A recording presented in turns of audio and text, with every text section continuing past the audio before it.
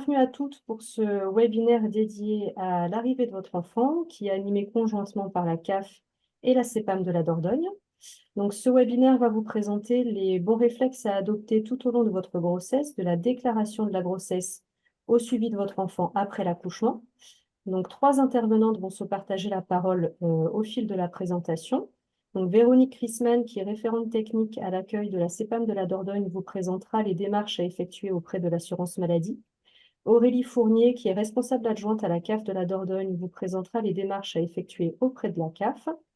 Et Marlène Le Goff, chargée de mission en prévention à la CEPAM de la Dordogne, abordera les bons réflexes à adopter en matière de prévention.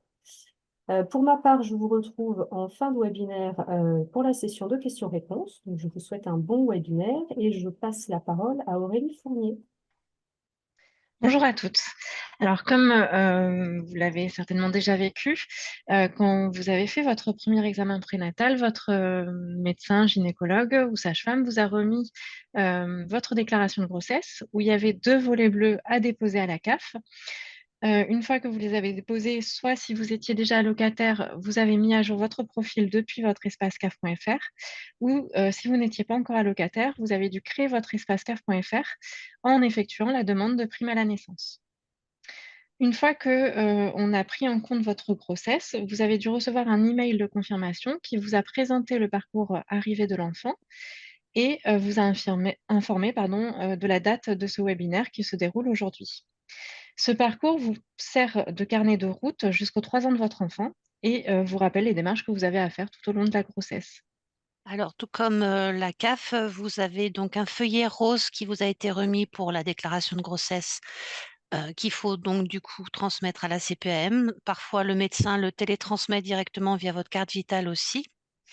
Du coup, nous, ça nous permet de mettre à jour votre dossier et votre rubrique maternité et on vous envoie, le carnet, le calendrier qui vous retrace donc les examens, obligatoires pour, tout au long de votre grossesse et puis aussi en fonction de votre foyer, l'arrêt de travail, dont vous dépendez. Vous pouvez activer sur votre compte Amélie, la rubrique, Mon espace, j'attends un enfant où vous retrouverez donc du coup, pense-bête, examen, les différents, rendez-vous que vous pouvez avoir et pareil pour le simulateur pour, estimer votre, montant de congé maternité. Alors pour s'assurer du bon déroulement de la grossesse, un suivi médical est indispensable. Donc il y a d'abord 7 examens prénataux obligatoires. Donc il y a une première consultation au premier trimestre, puis une consultation tous les mois à partir du quatrième mois de grossesse. Il y a des analyses biologiques pour vérifier si notamment on est immunisé contre certaines maladies. Il y a 3 échographies pour suivre le développement du bébé. Donc la première au cours du troisième mois, la deuxième au cours du cinquième mois et la troisième au cours du huitième mois de grossesse. Il y a un bilan prénatal de prévention avec une sage-femme, un entretien prénatal précoce obligatoire. Il y a une consultation avec un anesthésiste, qu'une péridurale soit prévue ou non, pour faire le point sur votre santé, les allergies, les traitements en cours. Il y a enfin cette séance de préparation à la naissance et à la parentalité à partir du septième mois. Alors, le suivi de la grossesse peut se faire par une sage-femme, par un médecin traitant ou par un gynécologue, en cabinet à la PMI ou à l'hôpital. Depuis peu, vous pouvez désigner une sage-femme référente, dès la déclaration de grossesse et avant la fin du cinquième mois, qui va se charger de coordonner votre parcours. Pour cela, il faut compléter un formulaire CERFA et le retourner à l'assurance maladie.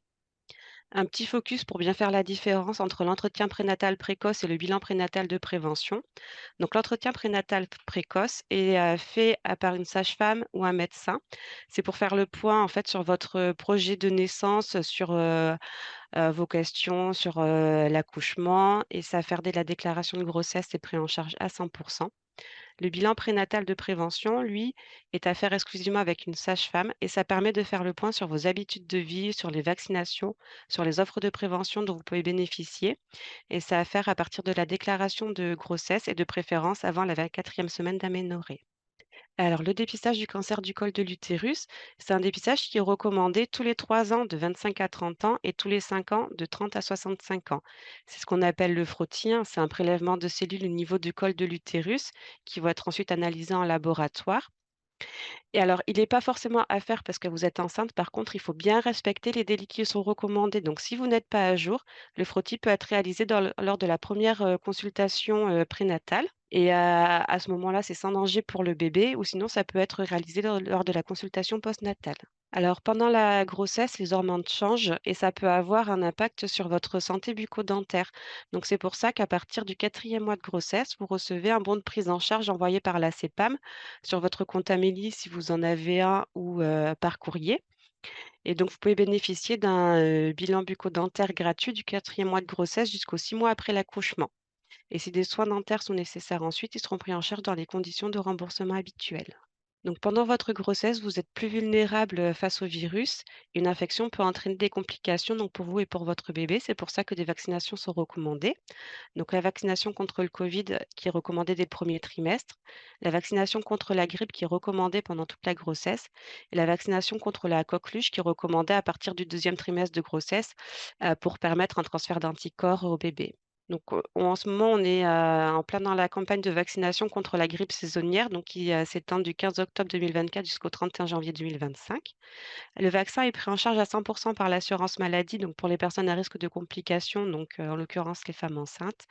Vous pouvez demander un bon de prise en charge, au médecin qui vous suit pour ensuite retirer, votre vaccin en pharmacie et les professionnels de santé qui sont habilités à vous vacciner sont les médecins, les infirmiers, les pharmaciens et les sages-femmes. Et à noter aussi que le vaccin contre la grippe peut être effectué en même temps que le vaccin contre le Covid sur 2 sites d'injection différents. Alors pendant la grossesse, on évite, la consommation de tabac, d'alcool, de drogue. On ne prend pas médicaments sans avis, médical car cela peut avoir des conséquences graves pour le développement du bébé. Donc pour les médicaments, par exemple, on ne fait pas d'automédication, on on lit bien les notices des médicaments avant de les prendre. Pour l'alcool, ce qui est recommandé, c'est vraiment, 0 alcool pendant la grossesse. Pour le tabac, on fait attention à son exposition de manière active, passive. On fait attention, voilà, également au vapotage. Si vous avez des difficultés, vous pouvez en parler aux professionnels qui vous suivent. Vous avez également, des lignes d'écoute, donc tabac info service, drogue info service et alcool info service. Et vous pouvez aussi bénéficier de substituts, nicotiniques, qui sont remboursés à 65 par l'assurance maladie et qui peuvent être prescrits par les professionnels de santé qui vous suivent. Alors l'activité physique, donc le plus souvent, les femmes enceintes, en fait, ont tendance à diminuer leur activité physique, alors qu'en fait, c'est bénéfique, hein, pendant la grossesse. Ça aide à mieux dormir, ça améliore le moral, ça aide à limiter la prise de poids, ça améliore, les petits maux de grossesse.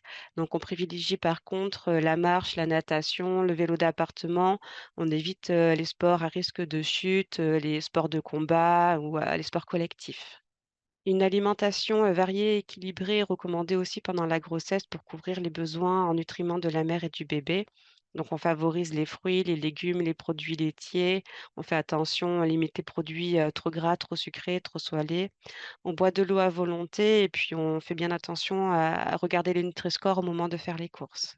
Alors les perturbateurs endocriniens, ce sont des substances qui altèrent la production de certaines, hormones. On les trouve, partout en fait dans l'air qu'on respire, dans les emballages, dans les cosmétiques, on parle des bisphénols, des phtalates, des parabènes et ça peut avoir, des conséquences en fait sur le développement de l'enfant, mais aussi sur sa santé ultérieure. Donc il y a quelques bons gestes à adopter, en privilégiant les produits bio, on limite l'utilisation des plastiques, on aère régulièrement et vous pouvez retrouver tous ces conseils sur les 1000 premiers jours de l'enfant dans la rubrique Agir sur son environnement. Alors si vous souhaitez aller plus loin et si vous êtes à proximité de l'hôpital de Périgueux, sachez qu'ils organisent des cours prénataux donc sur la thématique de la santé environnementale. Donc vous retrouvez ici les dates, des ateliers. Atelier, santé environnementale, donc le 11 février, atelier, nesting, pour faire, la chasse en fait aux polluants à l'intérieur de la maison. Vous avez, l'adresse mail, hein, pour vous inscrire, donc n'hésitez pas. Et à partir du premier jour du sixième mois, vous bénéficiez d'un 100% de prise en charge de tous vos soins, 100% du tarif sécurité sociale. Donc il faut bien penser à mettre à jour, votre carte vitale pour anticiper, la future prise en charge aussi des frais d'hospitalisation pour l'accouchement. Si vous habitez à plus de 45 minutes d'une maternité, vous pouvez aussi bénéficier d'un hébergement à proximité. Alors, il y a deux classes, hein. Il y a la grossesse physiologique, c'est-à-dire une grossesse classique, où vous pouvez bénéficier, donc du coup, si vous êtes loin d'une maternité, de 5 jours de prise en charge d'hébergement qui précède l'accouchement prévu, la date d'accouchement prévue et aussi les prises en charge des transports, à 100 pour effectuer, vos derniers examens de la grossesse. Si vous avez une grossesse à risque, vous pouvez aller, du coup, sur une prise en charge entre 1 et 21 nuits au total maximum pour anticiper, l'accouchement et aussi une prise en charge des transports, quel que soit, le moment de la grossesse jusqu'à 23 allers-retours. Quoi qu'il en soit, c'est avec votre médecin que vous pouvez, parler de ce dispositif et qui mettra en place, éventuellement une demande d'accord préalable pour vous permettre de bénéficier de cet hébergement ou de ces transports. À partir du 16e mois de grossesse, la CAF entre en contact avec vous si vous êtes en situation d'isolement, de précarité ou porteur de handicap, ou si c'est votre première grossesse, pardon, pour vous proposer un rendez-vous individuel, soit par téléphone ou dans un de nos lieux d'accueil, pour faire une étude de vos droits potentiels et vous aider dans vos démarches. Arrive ensuite, le congé légal maternité, donc en fonction de votre grossesse, si c'est une grossesse simple ou une grossesse multiple et aussi en fonction de votre foyer. Vous pouvez bénéficier de 16 semaines si c'est votre premier ou votre deuxième enfant, de 26 semaines si vous êtes à votre troisième enfant et si vous avez une grossesse multiple, entre 34 semaines et 46 semaines. Pour ça, il va peut-être falloir que vous preniez un rendez-vous téléphonique. Chaque cas est différent. Normalement, c'est votre employeur, si vous êtes salarié au moment de l'arrêt, qui envoie une attestation d'employeur sur laquelle on se base pour vous indemniser votre congé légal de maternité. Mais dans tous les autres cas, si vous êtes au chômage, si vous êtes en intérim ou dans d'autres situations, on va avoir besoin de vous et de vous solliciter pour récupérer quelques documents, donc n'hésitez pas à prendre un rendez-vous téléphonique. Ce congé légal, il peut être allongé de 14 jours supplémentaires, dit congé pathologique, qui précède la date légale de maternité en fonction de votre grossesse, si elle est dite pathologique. Vous pouvez donc, comme on avait vu sur une précédente slide, vous pouvez, avoir accès au simulateur sur le compte Amélie, pour, savoir si, pouvoir estimer votre gain journalier, pendant cet arrêt et vous avez aussi accès, donc du coup, surtout si vous êtes travailleur indépendant ou conjoint collaboratrice, au carnet maternité puisque du coup, en tant qu'indépendant, vous n'avez pas des arrêts de travail, dits classiques. Vous devez, faire, compléter par votre sage-femme ou votre, médecin, des feuillets sur le carnet maternité pour établir, les dates de congé que vous allez réellement prendre. Au cours du 7e mois de grossesse, si vous y avez droit, nous verserons la prime à la naissance. C'est l'enregistrement de la déclaration de grossesse qui nous permet l'étude automatique du droit à la prime à la naissance. Son montant est de 1 066 €. En cas de grossesse multiple, il y a autant de primes à la naissance que d'enfants à naître. Et ce sont les revenus du ménage ou de la personne seule qui vont déterminer si vous y avez droit ou pas. Donc du coup, toujours sur votre compte Amélie, vous avez le téléservice déclaration du nouveau-né, sur lequel vous pouvez donc du coup, enregistrer votre enfant sur vous, maman, et aussi, sur, la carte du papa. Vous avez les démarches que vous pouvez faire donc soit sur le compte Amélie, soit, nous contacter, pour faire la déclaration, hem, ou vous déplacer en accueil, si toutefois vous n'avez pas rencontré quelqu'un d'ici là. Donc, ce téléservice inscrire mon enfant sur la carte vitale de l'autre parent, c'est tout aussi simple. Vous pouvez avoir le double rattachement. Ça évite, du coup de se démunir de la carte de l'autre parent pour emmener, l'enfant, prendre des soins. Dans tous les cas, faire des soins, dans tous les cas, il faut bien en avertir aussi, la mutuelle. Donc si votre enfant, est inscrit sur l'un, l'autre ou les 2 dossiers, pour la sécurité sociale, si le foyer dont vous dépendez, bénéficie de la complémentaire santé solidaire, qu'elle soit gratuite ou participative, votre enfant bénéficiera des mêmes droits que vous, mais, depuis la naissance jusqu'à la fin du droit de votre foyer, ce sera gratuit, ce sera entièrement pris en charge. Ensuite, se joue le congé paternité. Donc, du coup, il s'adresse au père de l'enfant, au conjoint ou la conjointe de la maman, le partenaire PACS ou en vie maritale. Donc, il peut se découper en plusieurs périodes. Il y a d'abord les 3 premiers jours qui sont dus à l'employeur. S'en suivent 4 jours qui doivent absolument être accolés pour remplir la période 1 par la CPM. Et ensuite, vous pouvez découper ou tout prendre d'affilée, du coup, 5 jours minimum et ensuite entre 0 et 23 jours pour la suite, suivant le nombre d'enfants que vous avez du coup au foyer. Et comme pour la maman, le congé paternité, c'est normalement à l'employeur d'envoyer l'attestation de salaire avec le tableau des dates que vous avez convenu, que le papa a convenu avec son employeur pour déterminer ces dates de congé paternité. S'il est salarié, ça doit se faire tout seul. Mais dans tous les autres cas, ou si ça ne se fait pas comme dans les temps qu'il vous faut, vous prenez un rendez-vous téléphonique. Pareil, il nous faudra peut-être des documents pour qu'on puisse calculer le montant du congé paternité. Et les travailleurs indépendants, papa, du coup, ou conjointe, du coup, ont aussi leur page de carnet maternité à compléter sur le carnet maternité qui est disponible sur le compte Amélie. Dans un deuxième temps, vous pouvez également compléter et enrichir l'espace santé de votre bébé. C'est votre espace numérique personnel sécurisé, c'est votre carnet de santé numérique. Une fois que votre enfant sera né, il faudra mettre à jour votre profil depuis votre compte caf.fr. Si vous déclarez la naissance de votre enfant, vous n'aurez pas besoin d'envoyer de justificatif à la CAF. Le fait de déclarer la naissance de votre enfant va nous permettre de calculer automatiquement le droit à l'allocation de base. Il y a 2 montants, une allocation de base à taux plein pour un montant de 193,30 € et une allocation de base à taux partiel pour un montant de 96,66 €.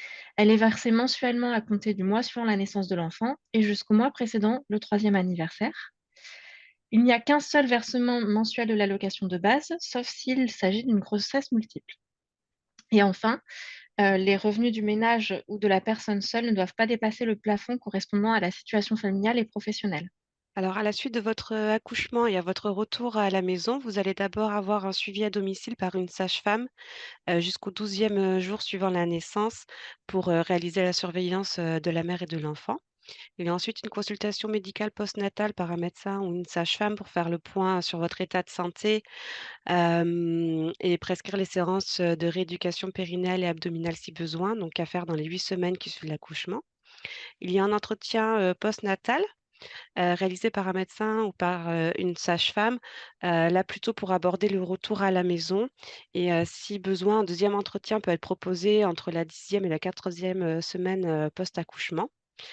Si vous avez besoin davantage d'accompagnement, 2 séances de suivi postnatal avec une sage-femme peuvent être programmées du 8e jour après la naissance et jusqu'à la 14e semaine après l'accouchement.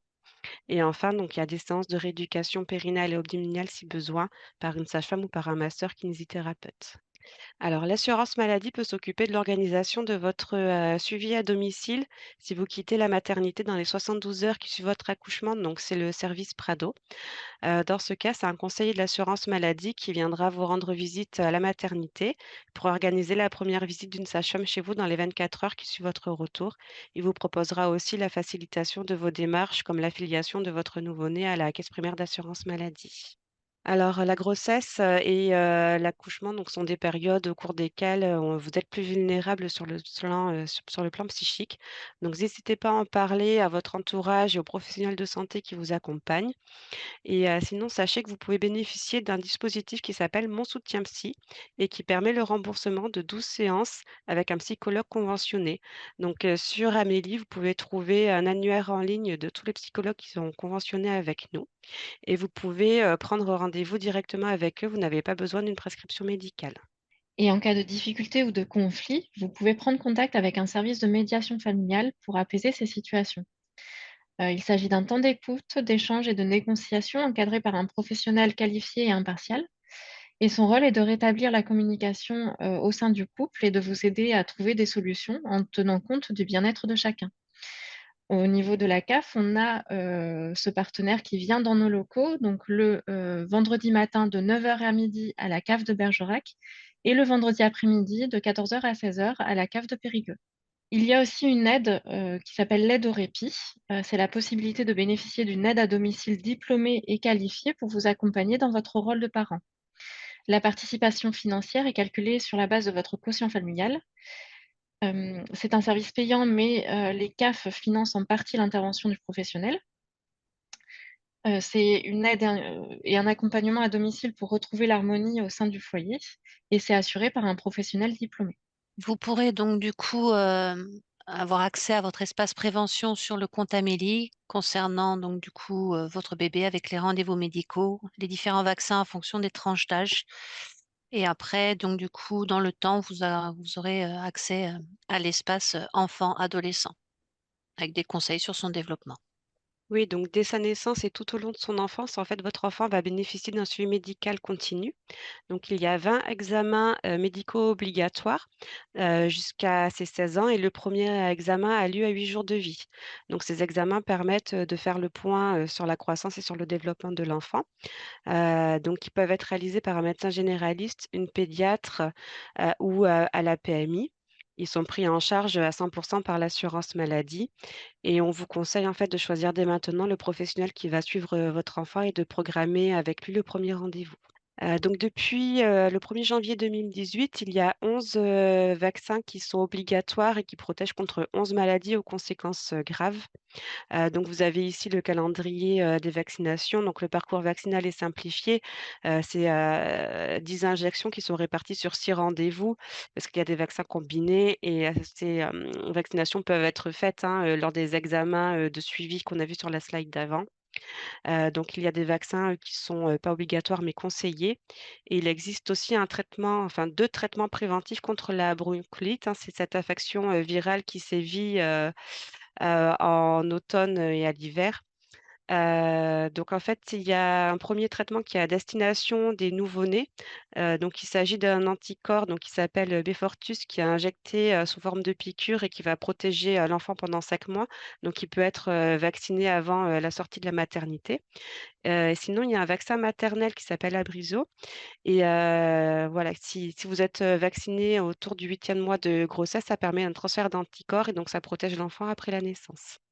Donc là aussi un petit focus sur les perturbateurs endocriniens parce que les enfants sont très vulnérables, car ils ont tendance à tout porter à la bouche. Donc là aussi quelques conseils, donc bien laver les vêtements, les doudous avant leur utilisation, privilégier les biberons en verre, privilégier le fait maison, privilégier les jouets en bois et donc vous retrouvez tous ces conseils là aussi sur le site Les 1000 premiers jours de l'enfant dans la rubrique Agir sur son environnement.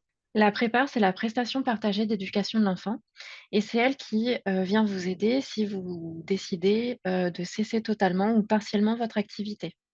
C'est un complément qui est attribué par famille et l'ouverture et la durée du droit varient en fonction du nombre d'enfants à charge et de la situation professionnelle. Il y a une condition d'activité antérieure qui est exigée. Il faut avoir cotisé au moins 8 trimestres, soit au cours des 2 dernières années pour un premier enfant ou au cours des 4 dernières années ou 5 dernières années, si c'est pour un deuxième ou un troisième enfant. Pour cette prestation, il n'y a pas de condition de ressources, donc tout le monde peut en bénéficier et la demande se télécharge depuis le compte CAF.fr. Il y a, plusieurs, modes d'accueil, pour les enfants et ce choix se fait en fonction de vos attentes et de vos besoins. Il y a d'un côté les accueils collectifs avec les crèches, les micro-crèches, les jardins d'enfants, les haltes garderies ou plutôt les accueils individuels, où là on va retrouver les assistantes maternelles, les maisons d'assistantes maternelles et les gardes d'enfants à domicile. Cette prestation, elle est payante et varie en fonction du choix du mode d'accueil, mais la CAF peut vous aider à réduire votre reste à charge. Pour vous aider dans votre choix, il y a les relais petite enfance, donc qu'on appelle les RPE, qui sont à disposition près de chez vous. Ils vous informent et vous guident gratuitement dans le choix et dans votre choix et dans vos démarches. Et ils peuvent vous mettre aussi en relation avec les professionnels. Il y a aussi les lieux d'accueil enfants-parents, les LEP. C'est un lieu de rencontre, d'écoute et d'échange pour les parents accompagnés de leurs enfants âgés de 0 à 6 ans. Les LEP accueillent les familles de manière anonyme et sans inscription. Ça permet de mettre à disposition des jeux constituant des supports destinés à favoriser la relation parent-enfant. Ça propose aussi un espace de socialisation pour l'enfant afin qu'il se prépare à la vie en collectivité et notamment avant son entrée à l'école. C'est aussi là pour favoriser les échanges entre parents et avec des professionnels. Et sur le département de la Dordogne, il y a 14 lieux d'accueil enfants-parents qui sont ouverts. Le complément mode de garde, il est là pour vous aider dans vos dépenses pour soit les assistantes maternelles ou les micro-crèches. Il est calculé par rapport à vos revenus et à votre situation familiale et professionnelle. Les cotisations sociales, elles sont prises en charge à 100%, mais il y a toujours au moins 15% des frais qui restent à votre charge. Il y a différents modes d'accueil, donc comme je le disais tout à l'heure, soit les accueils collectifs, soit les accueils individuels. Par contre, les crèches municipales, elles sont déjà subventionnées par la CAF, donc le montant de leur facture tient déjà compte des aides. Quand elle vous indique le montant que vous aurez à payer, il n'y aura pas d'aide en plus au niveau de la CAF. Et la demande, elle se fait en ligne depuis votre espace caf.fr. Et vous pouvez retrouver toutes les informations sur les modes de garde, les coûts, les adresses sur le site www.monenfant.fr. Au niveau de la CAF, on a aussi des aides individuelles d'action sociale.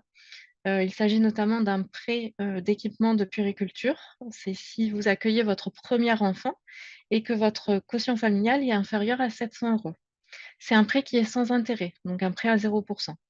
Et il est là pour vous aider à acheter l'équipement de puériculture. Il y a aussi une aide qui s'appelle l'allocation de soutien familial et qui est destinée aux parents qui élèvent seuls son ou ses enfants. C'est le cas quand l'autre parent est décédé ou s'il n'a pas reconnu l'enfant, ou s'il ne paie pas la pension alimentaire, ou s'il ne la paie qu'en partie, ou alors que la pension alimentaire n'est pas encore fixée, ou que le montant de la pension alimentaire est inférieur à 195,86 €. Pour toutes ces possibilités-là, la demande se fait depuis votre compte CAF.fr. Il y a un service Aripa qui est là pour vous aider dans la délivrance des titres exécutoires.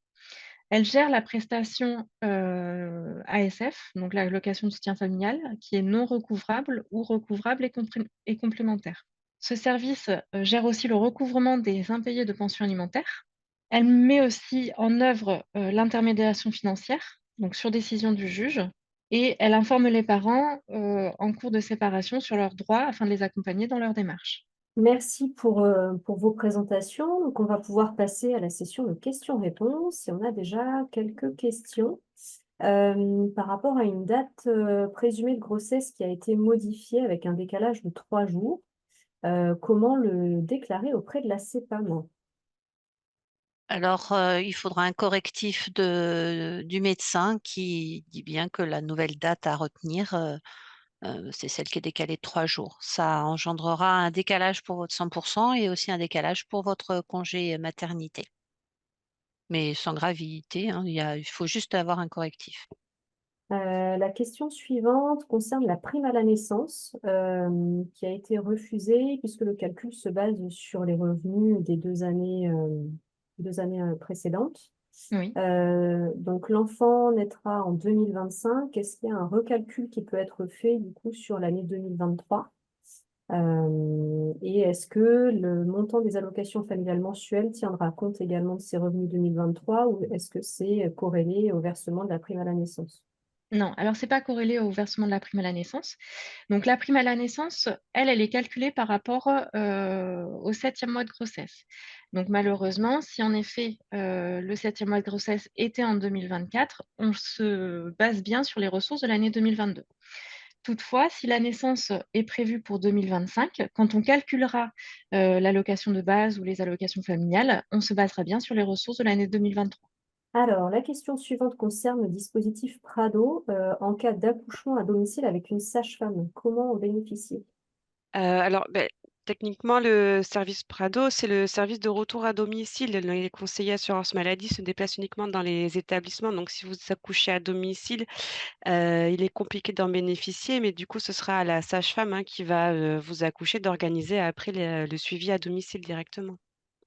Question suivante par rapport au congé prénatale, est-ce que les deux parents peuvent reprendre le travail à 80% après la naissance de l'enfant? Oui, c'est possible. Les deux parents peuvent tout à fait reprendre le travail à 80% et on pourra étudier la prestation partagée d'éducation de l'enfant pour chaque parent. Merci. Alors, la question suivante concerne un changement de département. J'ai changé de département et mon compte CAF a été radié. Nous faisons les démarches pour rétablir la situation, mais dans l'attente, comment savoir quand démarrera mon congé maternité? Alors là, il y a confusion, je pense, entre la CAF et la CEPAM. Il y a des démarches différentes. Peut-être. Alors la CAF, je te laisserai répondre Aurélie, mais par contre, pour ce qui est de l'arrêt maternité, tout dépend à qui vous avez adressé votre déclaration de grossesse. La caisse qui l'a reçue, donc le département qui l'a reçue, a dû vous transmettre quand même votre calendrier avec les dates du congé légal. Et la règle est la même dans tous les départements, donc vous devriez avoir cette information-là. Quoi qu'il en soit, si vous avez le moindre doute ou si vous êtes encore à cheval entre deux départements et que vous ne trouvez pas la situation très claire, prenez un rendez-vous téléphonique, on pourra résoudre le problème et éventuellement vous réclamer des pièces qui nous manqueraient pour finaliser votre déménagement. Et donc, en effet, pour le côté CAF, quand vous changez de département, le dossier se radie dans votre ancienne CAF jusqu'à ce que nous, au niveau de la CAF de la Dordogne, on affilie votre dossier. Donc là, c'est certainement en cours. N'hésitez pas aussi à venir vers nous hein, si vous trouvez que la démarche est longue pour être sûr qu'on ait bien toutes les informations. Merci. Alors, ensuite, on a une question sur un changement de nom. Donc, je vais me marier le 28 décembre et mon enfant doit naître le 22 février 2025. Est-ce que je dois attendre la naissance pour faire le changement de nom sur toutes les plateformes ou dois-je le faire dès la date de mariage? Alors, en ce qui concerne la CPM, vous le faites quand vous voulez, vous n'êtes même pas obligé de changer de nom. D'un point de vue légal, hein. Donc, si vous voulez changer votre nom et que c'est important pour vous de mettre tout à plat, faites-le. Ça change, ça n'a aucune interférence sur la naissance de votre bébé et ni le nom d'ailleurs qui prendra.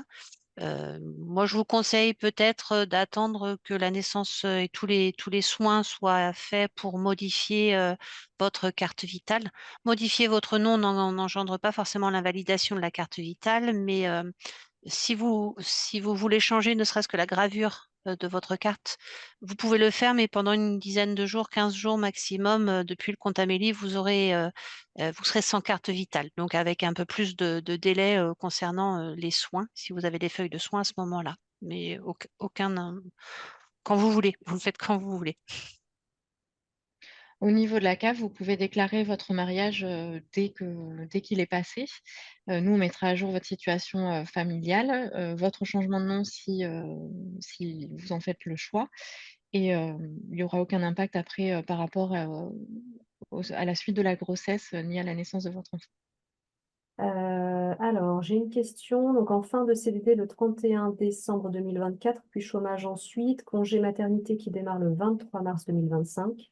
Quand dois-je prendre contact avec la CEPAM pour transmettre les 4 derniers bulletins de salaire? Alors, j'aurais tendance à dire le 23 mars, parce que du coup, il pourrait se passer potentiellement des choses d'ici là. Si vous êtes arrêté avant le 23 mars, venez nous voir ou prenez contact avec nous dès que vous êtes en arrêt. Mais on ne peut pas anticiper, en fait, puisqu'on aura besoin de vous faire compléter une déclaration sur l'honneur de dernier jour de travail. Et même si voilà, vous êtes enceinte et que vous n'êtes pas censé reprendre le travail, on ne sait jamais. Donc, vous ne pouvez pas anticiper tout avant le 23 mars. Attendez vraiment le début d'un arrêt de travail. Alors, j'ai une participante qui nous remercie pour les réponses et qui nous remercie pour l'accompagnement via ce webinaire. Donc, merci à vous de nous le faire savoir. Tant mieux si ça vous aide, c'est le but. Comment trouver un pédiatre? Sacrée question. Alors, il y a un annuaire hein, en ligne sur Amélie. Sinon, l'enfant peut être suivi, ça peut être par un pédiatre de l'hôpital ou à la PMI, ou sinon même par le médecin traitant, hein. Bon, je n'ai pas d'autres questions pour le moment. Merci à toutes, en tout cas, d'avoir suivi ce webinaire et merci à nos expertes pour leurs explications. Donc, vous retrouvez sur la dernière slide nos modalités de contact. Donc, pour la CEPAM de la Dordogne, on vous invite à prendre un rendez-vous téléphonique directement depuis votre compte Amélie. C'est le plus simple pour nous joindre. Vous choisissez directement la date et l'heure qui vous convient et un conseiller de l'agence de Périgueux vous recontacte directement. Donc, c'est le plus confortable et fait le point sur votre dossier directement avec vous. Autrement, vous pouvez passer par la plateforme du 3646. Pour la cave de la Dordogne, donc si vous êtes allocataire, vous pouvez joindre directement votre technicien sur sa ligne directe du lundi au vendredi de 9h à 16h et vous trouverez son numéro sur les courriers de la CAF en haut à gauche. Vous pouvez passer également par la plateforme du 3230 ou directement depuis votre compte caf.fr. Merci à tous, à toutes pour votre participation. On espère que ce webinaire vous aura éclairé sur pas mal de sujets. Voilà, je vous souhaite une bonne soirée à toutes. Merci beaucoup. Bonne soirée. Bonne Merci. soirée.